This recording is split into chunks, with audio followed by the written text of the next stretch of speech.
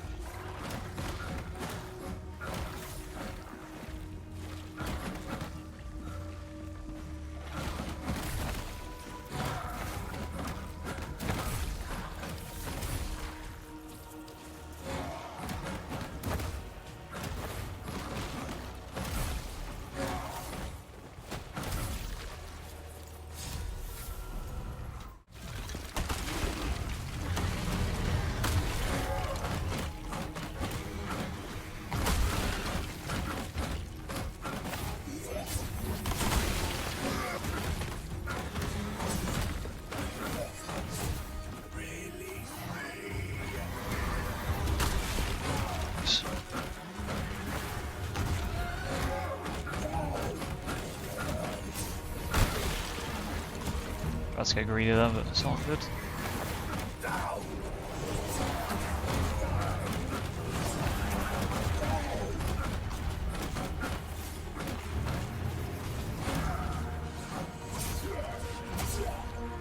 Really unfortunate positioning, but it's all good.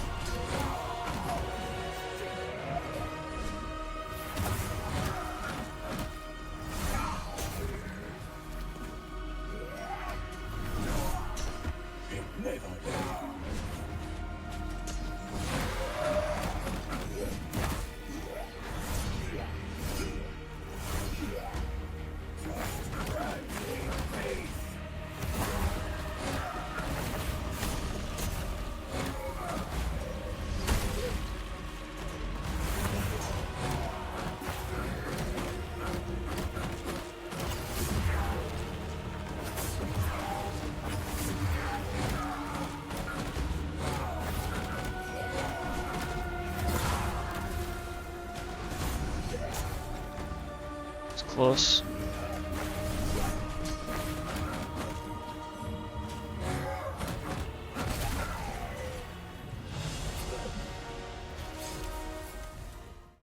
The big things that have changed on this from the old version are, so it's the same weapon, and I tried another weapon. I tried this weapon here, right?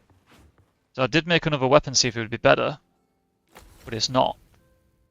So this one has 15% attack speed, right? But it's got durable in, and I did put enchant for plague on as well. So I would enchant manually to get this going, but it'd have more attack speed, which it does, but it gets less gain. So it's got 4 gain instead of 5, which is not very good.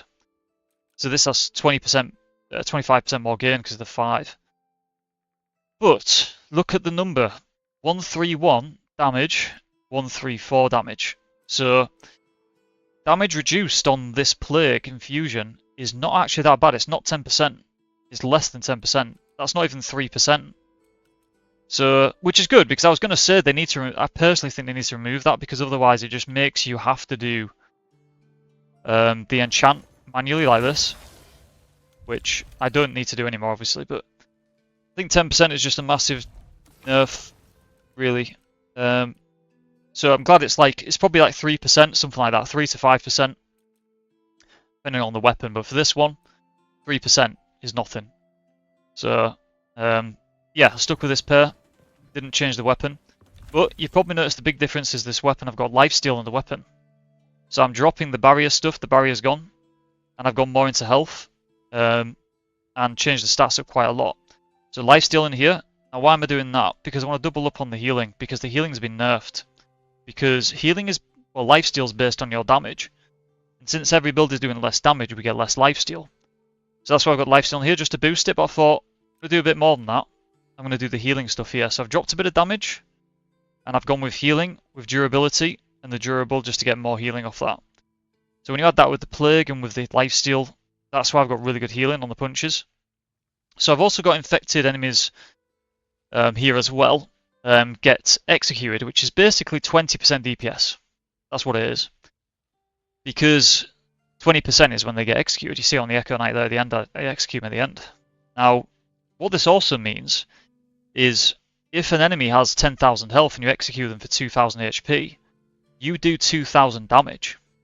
And so that means your lifesteal applies to that damage, and this acts as health on kill.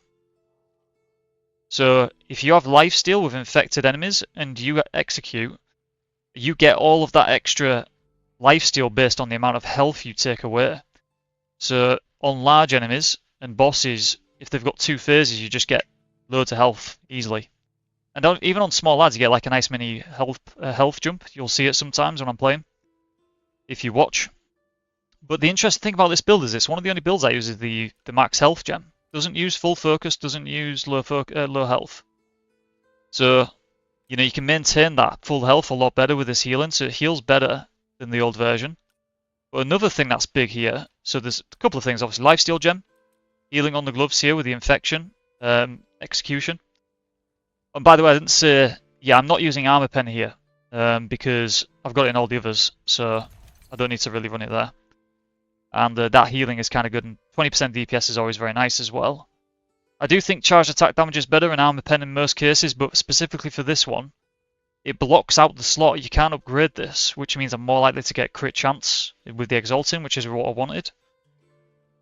So that's one reason I'm running it as well, is to block that out. And only the bottom 3 can get exalted, so there's more chance of getting crit chance, right? So it's really, really good for this build to run that. In most builds I'd run something else, but this one really works well. And this is the same. So max life here. This is the same here with the stamina cost. And then I've got no plague damage in any of these, only plague damage here. Because armor pen is more important than bonus elemental damage. Armor pen is really strong. And I've also gone with focus gain here with durable. I've not done double durable because I wanted to keep the damage as well, but durable on the facet is enough with a leather helmet. So this used to be cloth and now it's leather, so give me more durability. So we're a bit tankier with the plate gloves as well, so we are tankier here now. So I've got 34% physical resist. But yeah, focus gain 20%, of 17.5. So what's that? We're talking around about so 20% 200 would be about 35% focus gain boost, right? So my focus gain is now 95, which is really good for this build, considering all the nerfs. So every punch I get around about 4.9 focus. So in this many punches, that would give me 1 blink. So I can get a bunch of blinks going, which is really important for this build, so. Despite all the focus nerfs, this allows you to do that, so you can blink a lot because of this focus stuff, so that's really important on the boss. Being able to move around, keep them guessing. You see that I'm just like constantly moving. And with this dash attack, I use this a lot on the boss. This attack here is really good because it allows you to get a good chunk of damage in and keep attacking while you're moving around. So definitely recommend using that a lot. Get those combos going with the right hooks on the boss, and then when he stops for a bit, get a few more in. I always usually do 3 punches then dash, so I go. I don't use the kick too much. You might, if you get used to spam, you might do by mistake sometimes, but try and avoid it against the boss, so you'll see I kind of take my time with the punches. I kind of play like that. Mix them in. Get a blink in there as well. Obviously you get the stamina back when you hit stuff, so it's pretty much infinite stamina with this ring as well and the speed. So that's the 2 key changes, but what else has changed? Well, obviously we get the bed buff, which I've just done a video on. And with that, you get more health. Now, obviously right now I've got 3 health, but if I do this, and I heal up a bit more, let's just do that. It goes to 373 because of the max health. I explained this in the last one, but max health, I get a bonus in the stats.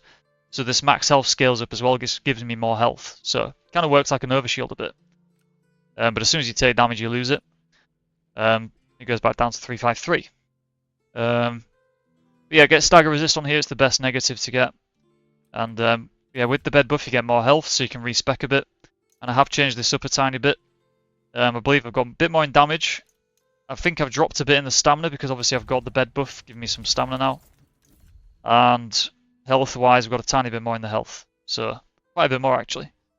And I'm a bit tankier as well. So, yes, I have got less damage. But I've got better healing. I've got better focus gain, so you can teleport more. And obviously the lifesteal gem in here boosted healing with that. So, yeah, it plays really nicely. So, super strong. And that was the first attempt on the boss anyway. First run on the boss, and I managed to complete the boss with this setup. I did try it with the old setup a few times and it didn't work the other day, but since doing this, it's made it way better. So super strong, and yeah, really enjoyed doing this one. And yeah, I think that's about it for that one. Pretty happy with that.